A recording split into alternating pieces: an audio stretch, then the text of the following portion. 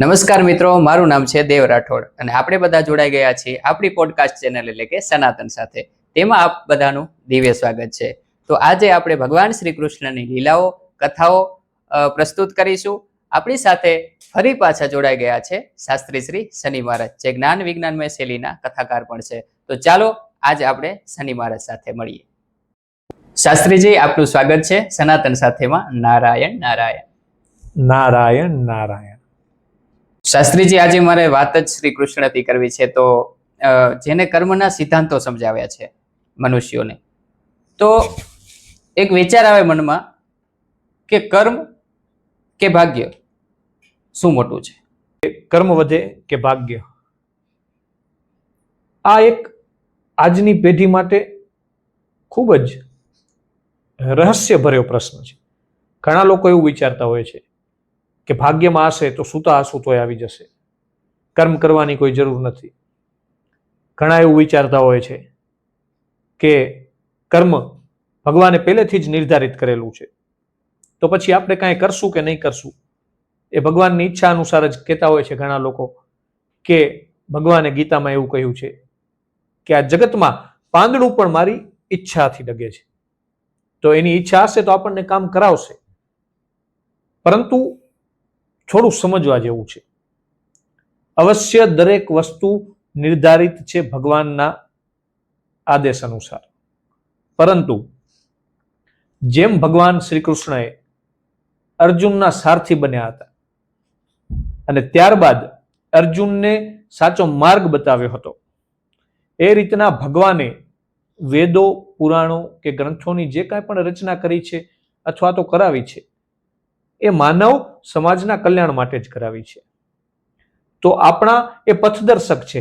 વેદો છે, પુરાણો છે કે ગ્રંથો છે, અથવા તો તમે કર્મને અનુસરીને વાત કરવી હોય તો શ્રીમદ ભગવદ્ ગીતા, એ એક સમજો તો તમારા જીવનનું સારથી જ છે.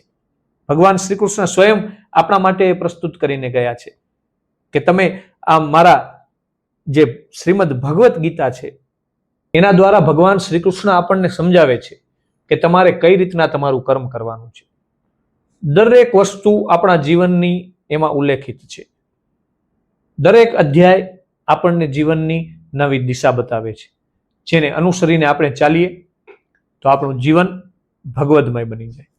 અને વાત મૂળ કરીએ તો કર્મ વધે કે ભાગ્ય, તો ભગવાન શ્રી કૃષ્ણએ અર્જુનને શું કહ્યું હતું કે જો અર્જુન તું આ બધાને યુદ્ધમાં નહીં મારે તો હું તો આ બધાને મારી જ નાખવાનો છું, કારણ કે એ નિયતિ દ્વારા રચાયેલું છે. પરંતુ તું કર્મ કર, ઊભો થા અને યુદ્ધ કર. કર્મ કરવા માટે અર્જુનને સમજાવ્યું છે, નહીતર ભગવાન પોતે જ ધારત તો કરી શકત, કારણ કે અર્જુનના ભાગ્યમાં તો લખેલું જ હતું કે જે પણ અર્જુને વધ કર્યા હતા એ અર્જુનના હાથે જ થવાના છે. છતાં પણ ભગવાને એને પ્રેરણા આપી કે તું કર્મ કર. આવી જ રીતના ગ્રંથો, વેદો, પુરાણો કે શ્રીમદ ભગવદ્ ગીતા અનુસાર ભગવાન આપણને પ્રેરણા આપે છે કે કર્મ તો તમારે કરવું જ પડશે. કર્મ કરશો તો ભાગ્યની રચના થશે. કર્મ એવી વસ્તુ છે જે ભાગ્યને નિર્માણ કરે છે. ભાગ્યનું સમજી લો કે તમારો પહેલો જ જન્મ છે આ પૃથ્વી પર. ભગવાને તમને જન્મ આપ્યો, એ જન્મમાં તમે જે કર્મ કરશો એના અનુસાર તમારા ભાગ્યનું નિર્માણ થશે. ત્યારબાદ તમને જે બીજો જન્મ મળશે એમાં તમે પૂર્વ જન્મમાં જે કરેલા કર્મો છે એ કર્મોને આધારે સુખ, દુઃખ, ગરીબી, સંપત્તિ, જે પણ દ્વંદ્વો છે એ તમને પ્રાપ્ત થશે. તો એ જ અનુસાર પૂર્વ જન્મમાં જે કર્મ કરેલું હોય એના આધારે આ જન્મનું આપણું ભાગ્યનું નિર્માણ થાય છે. તો હું કહું તો કર્મ ભાગ્ય કરતા ચડિયાતું છે, કારણ કે ભાગ્યની જનની કહીએ ને તો કર્મ છે. કર્મથી ભાગ્યની રચના થાય છે. એટલે કર્મ હંમેશા ભગવાને કહ્યું છે કે કર્મ જ મહાન છે. આજના લોકો એવું માને છે કે જીવનની હરેક મુશ્કેલીનો જવાબ શ્રીમદ ભગવદ્ ગીતામાંથી મળે છે. તો આ કેટલી હદ સુધી સત્ય છે? જી દેવભાઈ, લોકોની દરેક સમસ્યાનું સમાધાન શ્રીમદ ભગવદ્ ગીતામાં છે. કોઈ પણ વ્યક્તિ હોય, કોઈ પણ જગતનો, એ સમજી લ્યો કે અર્જુન છે. તમે જ્યારે સ્વયંને અર્જુન સમજીને એ શ્રીમદ ભગવદ્ ગીતા નહીં જાણજો, પરંતુ એને સ્વયં ભગવાન શ્રી કૃષ્ણ સમજીને તમારા જીવનની સમસ્યા કે કોઈ પણ જાતનો પ્રશ્ન પૂછશો ને, એટલે સ્વયં ભગવાન શ્રી કૃષ્ણ તમને એ ગીતા દ્વારા ઉત્તર આપશે. ખૂબ જ સુંદર શાસ્ત્રીજી, તમે જેમ વાત કરી શ્રીમદ ભગવદ્ ગીતાજીની, કે આપણી ભગવદ્ ગીતાજી દેશ વિદેશોમાં પણ ખૂબ જ પ્રચલિત છે. આપણે જોતા હોઈએ છીએ દરરોજ સમાચાર, ન્યૂઝ કે પછી ખબરો સાંભળતા હોઈએ છીએ કે ચારે બાજુ યુદ્ધો ચાલી રહ્યા છે, દુષ્કર્મો આચરી રહ્યા છે, લૂંટ ફાટ આદિ શું ને શું થઈ રહ્યું છે. તો એવો વિચાર આવે કે આની પાછળનું કારણ કળિયુગ હોઈ શકે, કે કેટલો હદ સુધી આ કળિયુગનો પ્રભાવ છે. જ્યાં જોઈએ ત્યાં લૂંટફાટ છે. દરેક દેશ બીજા દેશથી ઝઘડી રહ્યો છે. ખરેખર આ કળિયુગનો જ પ્રભાવ છે. અને જોઈએ તો હજી તો કળિયુગ તેના પ્રથમ ચરણમાં છે. એટલે કે આપણે માની શકીએ કે કળિયુગ હજી બાલ્યાવસ્થામાં છે. અને હજી આ તો કંઈ જ નથી. ધીરે ધીરે ધીરે કળિયુગ વધતો જશે. અને જેમ બાળક મોટું થાય એટલે ચાલતા શીખશે, એવી રીતના કળિયુગ પણ એની બાલ્યાવસ્થામાંથી જ્યારે ચાલતા શીખશે ત્યારે ચાલતા ચાલતા એની ગતિ પકડશે. અને ચારે બાજુ અત્યારે જે અત્યાચારો થઈ રહ્યા છે, હિંસાઓ થઈ રહી છે, યુદ્ધો થઈ રહ્યા છે, એનું પ્રમાણ દિન પ્રતિદિન વધતું જશે. તો શાસ્ત્રીજી, તમે જેમ વાત કરી કે કળિયુગ હજી બાલ્યાવસ્થામાં છે, હજી યુવાની અવસ્થામાં આવશે, તો કેમ કળિયુગમાં સત્યનિષ્ઠામાં જીવન જીવવું મુશ્કેલ બની રહ્યું છે?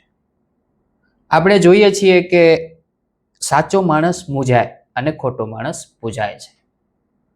અને કહેવાનો મતલબ કે અસત્યનો સહારો લેવા વાળો વ્યક્તિ કે પછી ખોટું આચરણ કરવા વાળો વ્યક્તિ આજે આરામથી તેનું જીવન વ્યતીત કરી રહ્યો છે.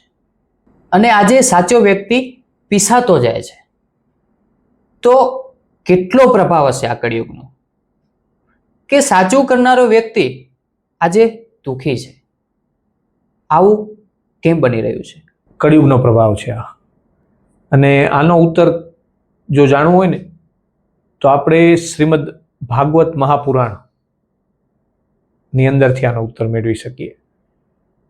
શ્રીમદ ભાગવત મહાપુરાણના મહાત્મય, જે પદ્મ પુરાણમાંથી લેવામાં આવેલું છે, તેની અંદર આનો સચોટ ઉત્તર આપેલો છે. જેમાં સનકાદી ઋષિઓ નારદજી સાથે સંવાદ કરી રહ્યા છે. અને એ સંવાદ છે જ્યારે નારદજી કહે છે કે ના પશ્યમ કુત્રચી છર્મ મનઃ સંતોષ કારણમ કલિના અધર્મ મિત્રેણ ધરેય બાધિતાધુના. નારદજી કહે છે કે અધર્મના સહાયક જી કળિયુગે સમસ્ત પૃથ્વીને દુઃખી કરી નાખી છે. શું કહ્યું? અધર્મના સહાયક. જી એટલે કે કળિયુગ એ અધર્મનો સહાયક છે. ઓકે. જે પણ વ્યક્તિઓ આ કળિયુગમાં અધર્મ કરશે ને એને કળિયુગ સહાય કરે છે. અને આ કળિયુગમાં સત્ય, શૌચ, દયા, તપ, ધર્મ, દાન વગેરે કશું રહ્યા નથી. અને અહીંયા કળિયુગના માણસો કેવા છે તો કહે છે કે ઉદરમ ભરીણો જીવા જી વરા કહા કૂટ ભાષીણ.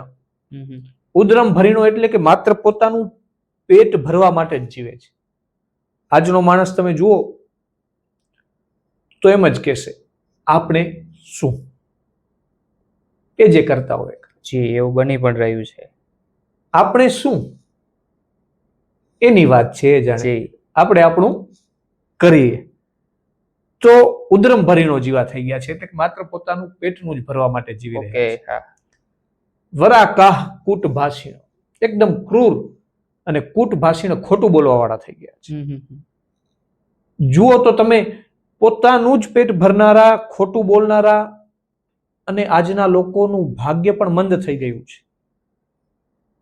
જેમ કે મંદબુદ્ધિના થઈ ગયા છે માણસો, ભાગ્યહીન, ઉપદ્રવગ્રસ્ત. આ બધા લક્ષણો છે કળિયુગના માણસોના. અને સાધુ સંતોના વેશમાં પાખંડીઓ ફરી રહ્યા છે ચારે બાજુ. દેવ ઘરોમાં આજે કળિયુગના પ્રભાવથી સ્ત્રીઓનું રાજ ચાલી રહ્યું છે. શાળાઓ સલાહકાર છે. ઘરમાં ભાઈની સલાહ લીધા પહેલા માણસ શાળાની સલાહ લેતો થઈ ગયો છે આજના જમાનામાં. લોભ ચારે બાજુ વ્યાપ્ત થઈ ગયો છે. અને સૌથી મોટું દુઃખનું કારણ કે લોભને વશ થઈને આજે માણસો, મોટી મોટી સમાજના લોકો જે ગર્વથી કહે છે કે અમે ખૂબ પ્રતિષ્ઠિત સમાજ છે, એ જ સમાજના લોકો કન્યાનો વિક્રય કરે છે. જી. એટલે કે કન્યાનું વેચાણ કરે છે. અને જરાય પણ અચકાતો નથી. એ પિતા પોતાની કન્યાના વિક્રયના પૈસા લેતા. ખરેખર આ બહુ દુઃખદ છે કળીકાળની આ ઘટનાઓ. અને તીર્થો, નદીઓ જે કાંઈ છે, ત્યાં વિધર્મીઓ ચારે બાજુ વ્યાપ્ત થઈ ગયા છે. આવી રીતના કળિયુગનું ખૂબ ઊંડાઈથી વર્ણન છે. જી. વધારેમાં જણાવેલું છે કે વિતમેવ કલો નૃણામ જન્માચાર ગુણોદય ધર્મ ન્યાય વ્યવસ્થાયામ કારણમ બલમેવહિ. એટલે કે તમારી પાસે પૈસા હશે ને, એ જ માત્ર એક કારણ હશે કે તમે સમાજમાં પ્રતિષ્ઠિત ગણાશો. બળ, એના દ્વારા તમે ન્યાયતંત્ર વગેરે પણ જે કાંઈ રાજકારણ છે એમાં તમારું રાજ ચલાવી શકશો. આવી રીતના કળિયુગનું ખૂબ ઊંડાઈપૂર્વક વર્ણન કર્યું છે. ખરેખર આ કળિયુગનો પ્રભાવ છે અત્યારે.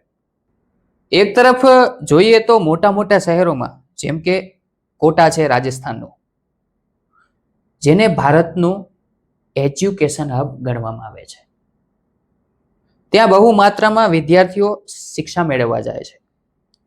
અને ત્યાંથી આઈઆઈટી, નીટ, જી, એન્જિનિયરિંગ વગેરે સ્પર્ધાત્મક પરીક્ષાઓની તૈયારી માટે મોટી સંખ્યામાં વિદ્યાર્થીઓ ભારતભરમાંથી જાય છે. પરંતુ અસફળતા કે સફળતા ના મળવાના વિચારોથી આત્મહત્યા કરી લે છે. શું આ યુથ કઈ દિશામાં આજે આગળ જઈ રહ્યો છે? આના વિશે મારે થોડું શાસ્ત્રીજી વિસ્તારથી સમજવું છે. ખરેખર દેવભાઈ, આ એક ચિંતાજનક પરિસ્થિતિ વાળો પ્રશ્ન છે. જી. કે આજનું યુથ કઈ દિશામાં વળી રહ્યું છે.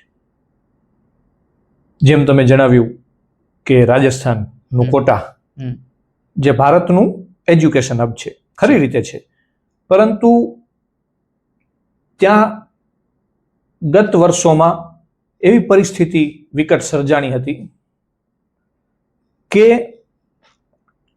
જે મોટી મોટી સ્કાય સ્ક્રેપર્સ બિલ્ડિંગો, જેને આપણે કહીએ, આકાશને અડતી બિલ્ડિંગો, ઇમારતો, ત્યાં એ લોકોએ બાલ્કનીમાં જારી લગાવવી પડી હતી. જી. કારણ કે જે વિદ્યાર્થીઓ ત્યાં ભણવા માટે આવે છે, એ લોકો, તમે જે પ્રમાણે જણાવ્યું, અસફળતાથી કે અસફળતા મળવાના ભયથી પોતાના બહુમૂલ્ય જીવનને ક્ષણ વાર પણ વિચાર કર્યા વગર કૂદીને આત્મહત્યા કરાવી દે છે. જી. એટલું પણ નથી વિચારતા કે એમની પાછળ એમનો પરિવાર છે. જી. ખરેખર આ યુથ, હું તમને કહું ને, તો આજે ભટકતું છે, કોઈ જ દિશામાં નથી જઈ શકતું. કારણ કે આજનું આ યુથ દિશાહીન છે. જી. માત્ર એમના પરિવાર તરફથી એમને એટલી જ સૂચના કે પથ પ્રશસ્ત કરવામાં આવે છે કે તમારે ભણવાનું છે, જેમ કે તમે જણાવ્યું કે આઈઆઈટી, જી નીટ, જી વગેરે કોમ્પિટિટિવ જે એક્ઝામ્સ છે, જી એટલે કે સ્પર્ધાત્મક પરીક્ષાઓ, હમ. એને તમારે પાસ કરવાની છે. પરંતુ આજના આ યુથને એ શિક્ષા નથી આપવામાં આવતી દેવ, કે કદાચ તમે જો એમાં ફેલ થયા તો એટલા માટે જ હું કહું છું કે આજનું આ યુથ દિશાહીન થઈ ગયું છે. માત્ર એક જ દિશામાં બતાવે છે કે સફળતા જ લ્યો, જી પરંતુ સફળતા એમ પ્રાપ્ત નથી થતી. જી અને જ્યારે અસફળ બને છે આ યુથના યંગ છોકરાઓ કે છોકરીઓ, જી ત્યારે પોતાનું જીવન ટૂંકાવી દે છે. હમ. પરંતુ ખરેખર આ યંગ જનરેશનને સફળતાની સાથે સાથે અસફળતાનો પણ પાઠ શીખવવો જોઈએ. જી જેમ કે ભગવાન શ્રી કૃષ્ણએ ગીતામાં અર્જુનને કહ્યું હતું જી કે તું યુદ્ધ કર, હમ. યુદ્ધ કરીશ તો યશને પ્રાપ્ત થઈશ, કીર્તિને પ્રાપ્ત થઈશ, હમ. અને વીર સમાજમાં તારું ભવિષ્યમાં નામ હશે. એ સફળતાનો માર્ગ ભગવાન શ્રી કૃષ્ણએ અર્જુનને બતાવ્યો. જી એના પછી અસફળતાનો માર્ગ પણ બતાવતા શું કહ્યું ભગવાને? કે જો તું યુદ્ધ નહીં કરે તો તને અપકીર્તિ મળશે અને લોકો તને કાયર કહેશે. હમ. એટલે તું વિચાર કે તારે શું કરવું છે. તો ખરેખર આજની આ યુથ જનરેશને વિચારવું જોઈએ જી કે કદાચ સફળતા ન મળે તો જીવનનો અંત લઈ આવો એ કોઈ સમાધાન નથી, જી પરંતુ બીજી દિશામાં જવું જોઈએ. જરૂરી નથી કે તમે જે દિશા પકડી એમાં જ તમે સફળ બનો, અને ન બનો તો બીજી દિશામાં પ્રયત્ન કરો, બીજી વખત પ્રયત્ન કરો, જી. ત્રીજી વખત પ્રયત્ન કરો, એને એ દિશામાં જવું હોય 100%. જી તો પણ. પરંતુ એ દિશામાં જતા જતા વચ્ચે જ બેસી જવું, ઊભું રહી જવું કે સૂઈ જવું એ કોઈ સમાધાન નથી. જી એટલે જ ભગવાને કહ્યું હતું કે યુદ્ધ કર. હમ. જો તમે બેસી ગયો હતો અર્જુન, યુદ્ધ ન કરવાનું ઈચ્છતો હતો, રણ પણ નતો છોડતો અને યુદ્ધ પણ નતું કરવું, એટલે ભગવાને શું કહ્યું કે એક પથ નિશ્ચિત કર. યુદ્ધ નથી કરવું તો ના પાડી દે, જી એનું પરિણામ જણાવ્યું ભગવાને. અને યુદ્ધ કરવું છે તો ઊભો થા અને યુદ્ધ કર, અને એનું પણ પરિણામ જણાવ્યું. એટલે આજની આ દરેક યુથ જનરેશન જે છે, એના વડીલો છે, એમને પણ આ યુથનું માર્ગદર્શન કરવું જોઈએ જી કે કદાચ તમે સફળ નથી થતા તો કાંઈ વાંધો નહીં, જી ફરીથી પ્રયત્ન કરો. તમે જે પણ ક્ષેત્ર પકડ્યું છે જી એમાં તમને ઈચ્છા નથી આગળ વધવાની તો બીજું ક્ષેત્ર પણ પકડો.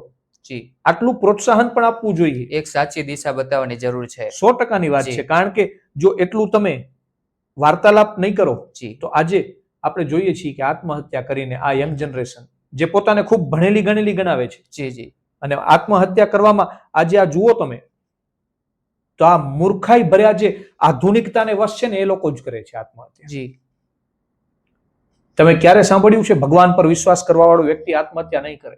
જી કારણ કે શું કહે છે ભગવાન શ્રી કૃષ્ણ? કે જીવનમાં પરિસ્થિતિ જે પણ હશે, જી કષ્ટ પણ આવશે, સુખ પણ આવશે. જી જી પોતાના જીવનથી શીખવાડે છે. હમ. જન્મતાની સાથે જ પોતાના માતા પિતાથી અલગ થઈ ગયા. જી તો એવા કયા બાળક હશે જે જન્મની સાથે જ પોતાના માતા પિતાથી દૂર થઈ જાય? જી રાજ્ય હતું એ ન મળ્યું અને વનમાં રહેવા જવું પડ્યું જી. ભગવાન શ્રી રામચંદ્રને. જી છતાં પણ અચકાયા નહીં, હમ. હસતા મોઢે એનો સ્વીકાર કર્યો. એટલે દરેક પરિસ્થિતિ હોય ને એની સામે લડી લેવાના ભાવથી, જી એની સામે ઊભા રહેવાના ભાવથી આજની આ યુથ જનરેશનને, યંગ જનરેશનને એમના વડીલોએ શિખામણ આપવી જોઈએ. જી નહીતર આજની આ જે યંગ જનરેશન છે ને એ ખાલી આધુનિકતાને વશ છે, પરંતુ આધુનિકતાની સાથે સાથે એમને આધ્યાત્મિકતાની પણ જરૂર છે. જરૂર છે. જી કારણ કે આપણું આ શાસ્ત્ર, આપણા ગ્રંથો, પુરાણો શીખવે છે કે દુઃખ તો હશે જ તમારા જીવનમાં. જી